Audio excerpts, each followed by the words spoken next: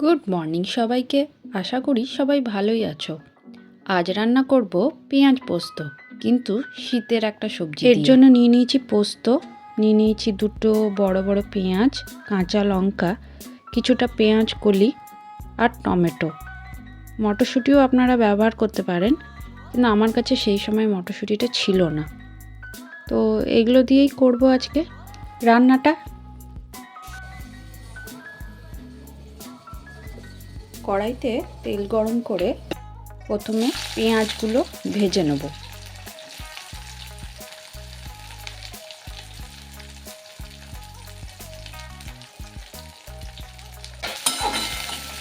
হালকা গোলাপি হয়ে ভাজা হলে এর মধ্যে দিয়ে দেব পেঁয়াজগুলি।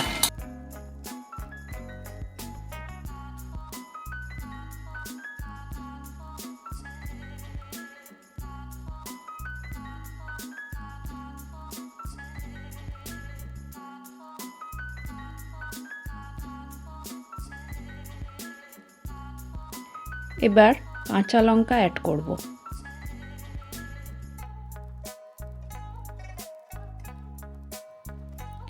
এবারে দিয়ে দেবো টমেটো।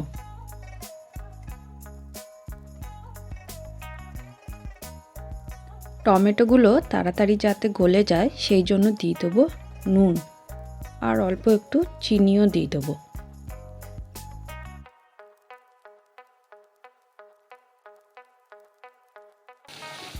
টমেটোগুলো প্রায় গলে এসছে।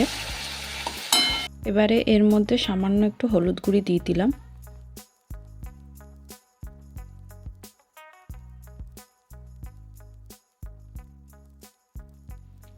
এগুলো ভাজা প্রায় কমপ্লিট হয়ে গেছে।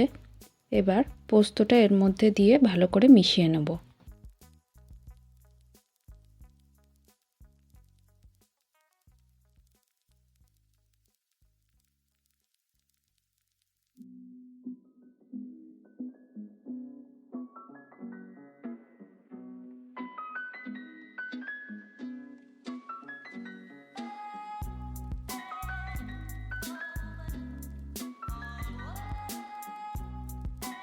পোস্তটা রেডি হয়ে গেছে, সাইড দিয়ে অল্প অল্প তেলও ছাড়ছে।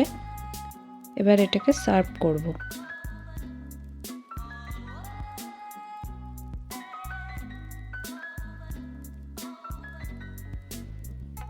গরম গরম ভাতে পেঁয়াজ পোস্ত আর মুসুরির ডাল হলে আর কিছু লাগে না।